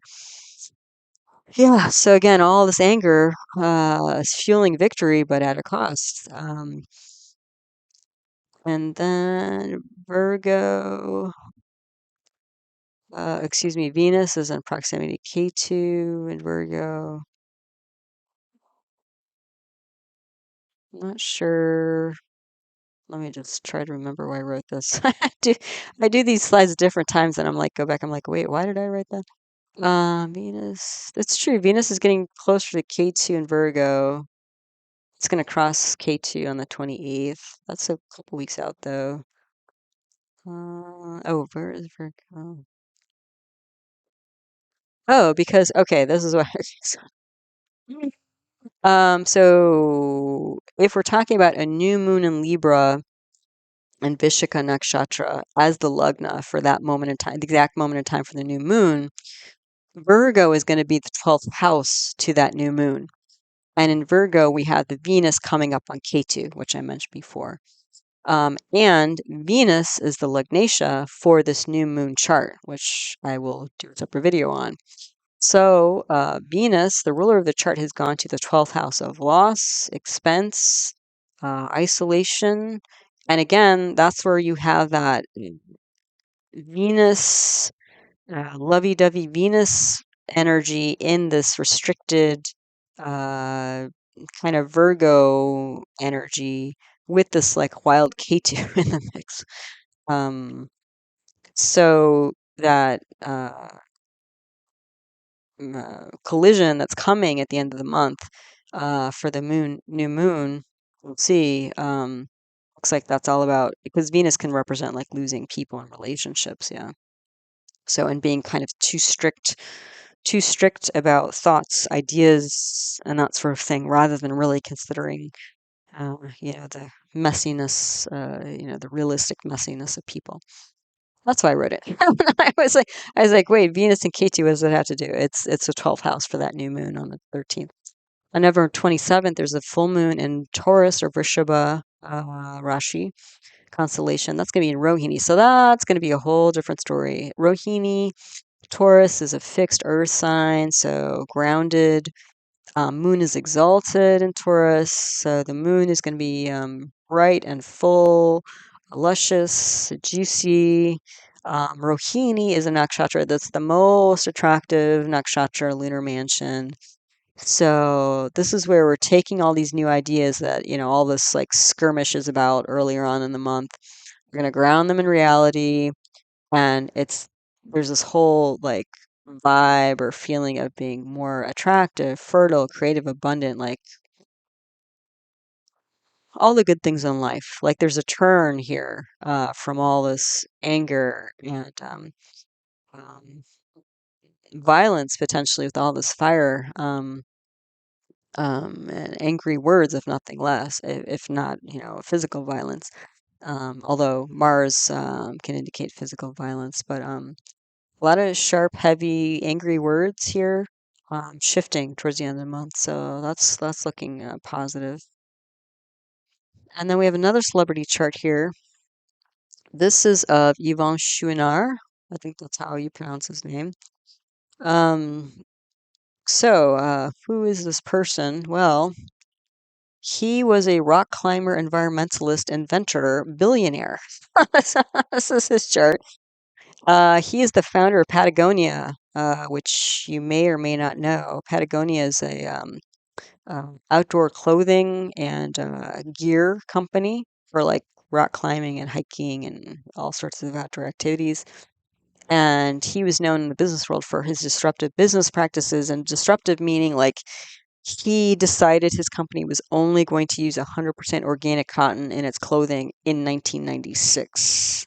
So before anybody thought it was cool or profitable, he was thinking about how, he was already thinking about climate change and environmental destruction and stuff like that, and how he could potentially do business and still protect the planet. And then the other thing about him was that he recently, I think just a year or two ago, donated his entire business, although his family still has controlling voting rights for it or whatever. All the profits from his business, I think, are being funneled in to fight climate change. So pretty interesting guy, but um, look at what we have here. We have a parivartana between Mars and Mercury, which brings Mars into the eighth house. So leadership, transformational, like, and leader here. Yeah, so you're catching the vibe for this month. All right, so let's back up here. His birth date, November 9th, 1938, Lewiston, Maine, USA. There was not an exact birth time for him either that I could find, so this is a Chandra Lugna chart. Moon was in Taurus all day. So I think we can safely take the moon chart here. Moon was in Rohini most of the day, except the last, hour and a half. And then it was in Mrigashirsha. So probably his moon was in Rohini. So that just gets back to, where the moon's going to be at the end of this month. His birth, Mahadasha, he was born in the moon. So he was born in this luscious, because again, it was just past being full. You can see the moon was opposite, just a day or two past what may have been an eclipse. Looks like, yes, he was born very close to an eclipse, which oh yeah, I forgot that was why I thought his chart was interesting, especially for right now, because look at where Rahu and Ketu are. Rahu and Ketu are in Aries, Libra, and they just shifted out of Aries, Libra into Pisces, Virgo. So, and he's just born a couple days away from looks like a lunar eclipse. So yeah, eclipsean type guy. And again, I mentioned in my eclipse videos that a lot of really unusual heads of states, really big energy people are born around eclipses. I mean, it can go either way because there's so much chaotic energy.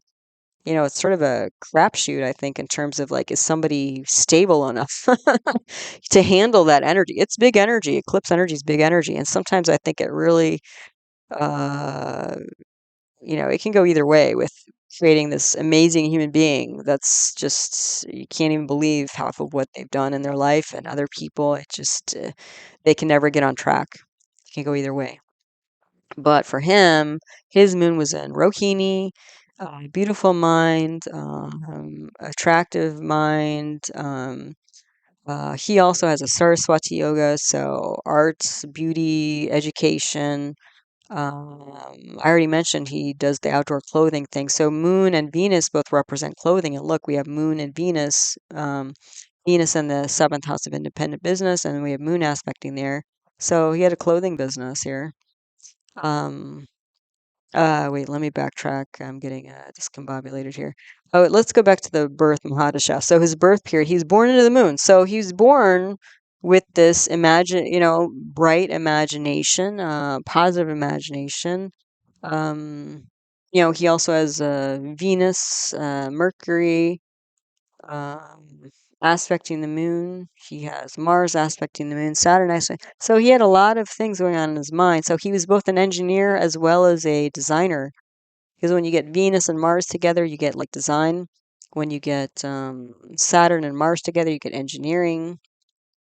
So he was both a designer and an engineer, which is he actually had patents and stuff for some of the stuff he developed, um, equipment and besides clothing and stuff like that. So his Dasha sequence is Moon, Mars, Rahu, Jupiter. Moon and Mars indicate planets of independence. Rahu is kind of an unusual energy as well as ambition. And Jupiter is a benefic, kind of kind, compassionate energy. So that's the sequence he rolled through early on in life. So let's start at the top in the Lagna, Chandra Lagna, and work our way around. So, Taurus, Moon is in Taurus here, fixed Earth sign. So a pretty steady guy, very practical in nature. Down to earth. Moon is exalted in Rohini, I mentioned already. Saturn retrograde in Revati.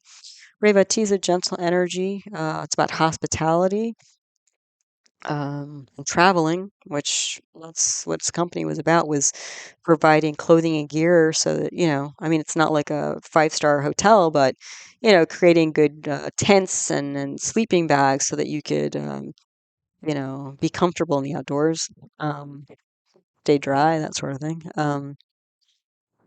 Let's see. Mars is Hasta Nakshatra, so hands-on leadership, CEO type energy. Mercury and Anuradha, Venus and Anuradha. I mean, we already saw a lot of Anuradha in Marie Curie's chart.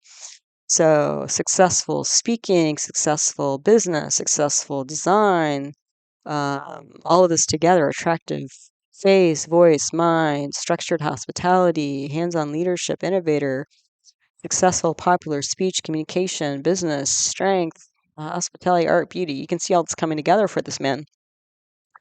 Saraswati yoga I mentioned. The Lagnatia is Venus. Venus has gone to the seventh house of independent business and relationships, but it does also form a karako bhavanasha. So there may have been some issues there, either with a spouse-like partner, or relationships. And I'm guessing it was probably business relationships because, again, this, kind of like what I mentioned with like Gandhi getting shot and Martin Luther King Jr. getting shot. Like sometimes when you try to do the right thing or good things, like you get more pushback than if you just like go along with the flow. You don't stand up and say, okay, I'm not sure if that's, the best way to, move forward for the planet or humanity or whatever. Um, yeah, because some people are more short-sighted or self-absorbed or self-oriented or whatever than others. So yeah. Then if we look a little bit, we go to the fifth house here. We've got Mars. We've got Mercury when you do the parivartana exchange of houses, and you have Saturn. So intellect of a clean, practical engineer. Because again, so see, we have Mercury in its own house, making that strong. But you have this Mars Saturn energy. So he was definitely an engineer, besides all his patents and stuff like that. So sixth house, you have Sun. It's debilitated in Libra. It's in Vishaka, so a victory at a cost. Rahu is also Vishaka. So again, the sixth house is also obvious enemies. So he had some pretty ambitious enemies, um, that were probably unstable, unscrupulous leaders. So these are probably all the other CEOs that, were not happy about him setting a higher bar for businesses. And not just like, or at least, like that whole, what do they call it? ESG, environmental, social, um, good, sort of a three-pronged approach or three indicator methodology for determining uh, what a company has done. So, because it used to be just like, what's the bottom line? Like, how much money did you make? And it didn't matter what the effect or fallout was for humans. Like, you could run some sweatshops, but if you were a billionaire and, your workers got sick or what, like, it's like, yeah, nobody really knows or cares. And now it's not so much, because the game has changed because of people like Yvon Chouinard. Um, and also not just like how workers were treated, but what were the effects on the environment, like all the dyes and the fabrics that they would create these things, but they don't turn over. It takes 500 years to break down. Where's that stuff going to go? So he was thinking about that way ahead of the curve, and not only thinking about it, but implementing it and creating a different way of doing business besides all the gear and clothing and stuff that he made. So yeah, and then seventh house, sort of mentioned already, Mercury, Venus, retrograde, strong Venus, aspected by Mars, Saturn, because Saturn aspects here so he not only had a parivartana between Mars and Mercury, but he had parivartana between Saturn and Jupiter. He had two parivartanas. So, it's just like, yeah, his chart's pretty wild, man. So because you have Mars influencing more of the chart and Saturn influencing more of the chart, that's more of those are both Bhumi Karakas, planets that symbolize land, which he was all about land and hiking and rock climbing and all that kind of stuff, hiking and all that. But also Jupiter and Mercury. So he was education and media and he was both because he could have done all this stuff and remained anonymous, but I think the only reason why he became more of a public figure was just to bring more voice, sort of be the voice of the land, is what you know, what is that, Dr. Seuss movie, The Lorax? I speak for the trees, I speak for the trees. For some reason, that just came to my mind. So I think he was speaking for the earth, gave the earth a voice. Um, What else? So yeah, the seventh house, we're still there. Swa, Saturn, Swa, Moon, retrograde. So all these super strong planets, and Jupiter's in Dhanishta. So Moon, Venus, clothing, beauty with Venus, Moon. So aesthetics, athletics also, because you have Mars and Saturn here. Manufacturing because of Mars and Saturn. Humans because of Venus and Jupiter. Also water. Because the reason why I said that was because when you do the parivartan exchange between Jupiter and Saturn,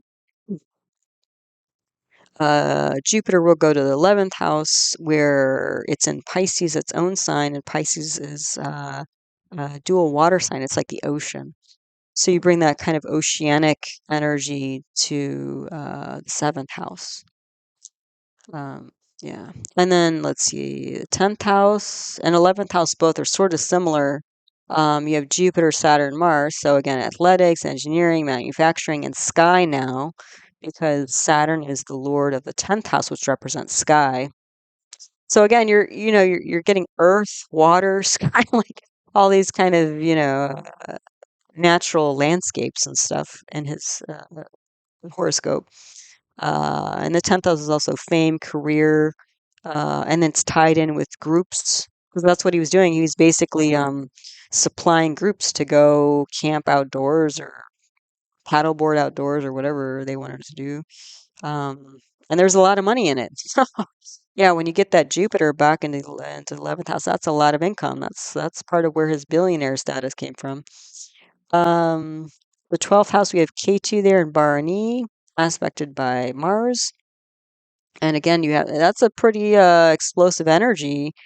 So, but because Mars is aspecting to its own house of Aries there, it's loss of land through destruction is what you get from there. And that's what his life was primarily all about. But I was interesting. I always thought maybe from the very beginning he was like this, but actually he developed these what do they call them, pylons or some kind of metal thing that you kind of strike the rock with or in between the crevices of the rock to kind of get your grip and move you up if you do rock climbing and stuff. And he discovered fairly early on that that was actually causing problems with the stones and the face of these rocks that he was trying to climb.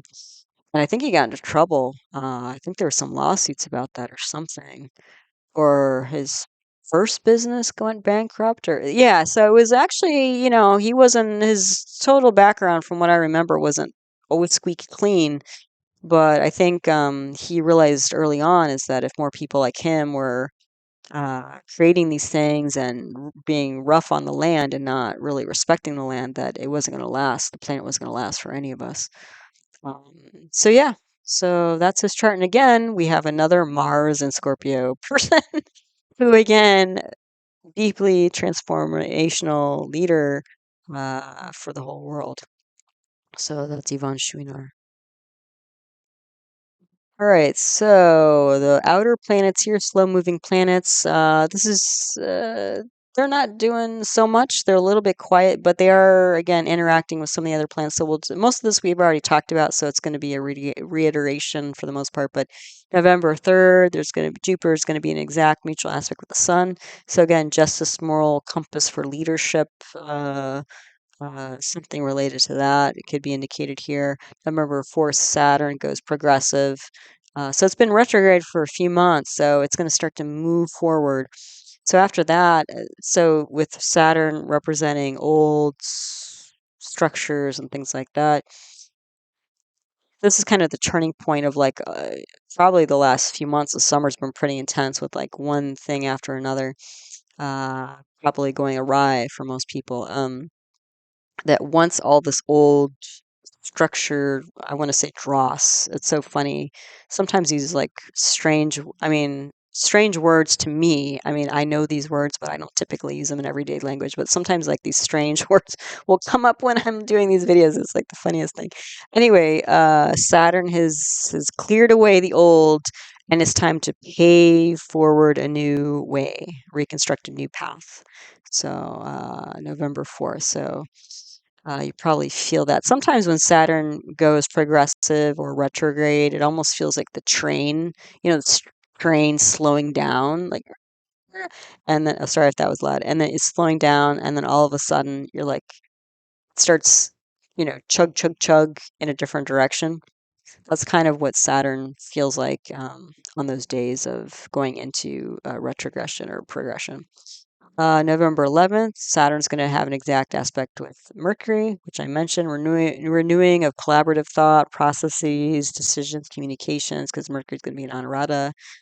November 18th, Rahu and Ketu are going to leave Sundi. Sundi is the first or last degree of any sign. That's a very unstable place to be because the planets are shifting signs and energies.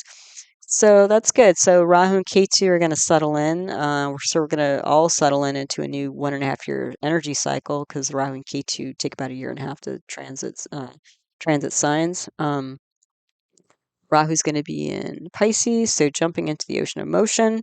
And Ketu is going to be in Virgo, dual earth sign. So Rahu's going to be all about moving in emotional direction, and Ketu's all about releasing excessive organization, rigidity, that sort of thing. November 23rd, Saturn will have an exact aspect on the Sun. And Saturn re-enters Shatabisha Nakshatra. So again, restructuring your purpose, mission, and repaving new ways with things that are difficult to heal. It might even literally be like chronic illness, chronic disease. November 25th, Saturn has an exact mutual aspect on Mars, so creating more integrated leadership and purpose. So goals with the heart, right? All that Anuradha energy. November 26th, Jupiter enters Ashwini Nakshatra. So there's going to be some recon after all of this like fallout that's been going on the last month or so. Jupiter's going to help clean things up. The great benefic is going to be in Ashwini Nakshatra, which is symbolized by the Kumara twins, the celestial healers. So yes, I think that Jupiterian energy will be um, great because it's going to shower that energy because Mercury is going to cross into Sagittarius where Jupiter's aspecting all this energy. But then within a week or so after that, going into December, Sun and Mars will also follow. So that'll be good. Um, bring things up a bit. And then November 8th, I mentioned Venus crosses Ketu. So again, free your heart from constraints. And the real question is what does your heart really want? It's free from constraints. Okay, so if you want to be your own astrologer, first of all, don't freak yourself out. Sometimes a little knowledge can be scary in the astrology world, but you might pick up, whichever of these stories is interesting to you in Virgo, Libra, Scorpio. Those are going to be, I think, the three main houses. Aries is also pretty active, and Pisces is also pretty active. But you just want to figure out which house one or more of these constellations are. Like, for example, this whole Scorpio story of deep emotional transformation, if that's related to your third house of siblings, communication, and classical arts, well, it might be that your sibling is having this deep emotional transformation, or it could mean maybe uh, uh, your some sort of classical art you're involved with. Um, since it's Mercury, Mars, Sun, I could see like an instrumentalist, some kind of instrument, because it's classical arts, um, or like a playwright. I could see something like a playwright there. Because Sun is related to Leo, and Leo's a stage or theater, that sort of thing. Anyway, there could be deep and emotional transformation of your art that could happen. So that's how you kind of start building layers, integrating layers of information. So the sign, the house, the planets, that sort of thing. So I have listed here different axes, the first and seventh house, just very briefly what they're about. Again, I'm building up a whole playlist on houses that go into deeper information than this, but this is just a few things. So, like the first house represents self, personality, health, reputation. Seventh house, spouse, partnership, independent business. And you can go through and see like second house, eighth house axis, third, ninth house axis. And then on the next slide, we have 410 axis, 511 axis, and then 612 axis. So when you start to draw in or pull in the bhava information, you can at least see which area of your life these different storylines will be playing out. So that might be helpful. Alrighty, so that's what's going on in November. All the transits and all the energies and how they're moving, shifting, changing, each of us individually, but more so collectively. As I mentioned, all my teaching videos are in my concepts playlist, so you can find them all there. I do offer individual birth chart readings on Zoom. If that's of interest, you can email heartlightastro@yahoo.com. I have another YouTube channel on natural medicine. The name of that channel is Nature Source Care, and that includes other Vedic arts such as Ayurveda and yoga, as well as other paradigms of medicine like homeopathy and naturopathic medicine. And the image credits. So people get credit for all their beautiful work. Um, yeah, so as always, I want to thank you for your time, your interest in my work, the channel, Vedic astrology generally. And as always, I hope you found this interesting and helpful as you navigate the energy cycles of your life. So until the next one, take care. Namaste.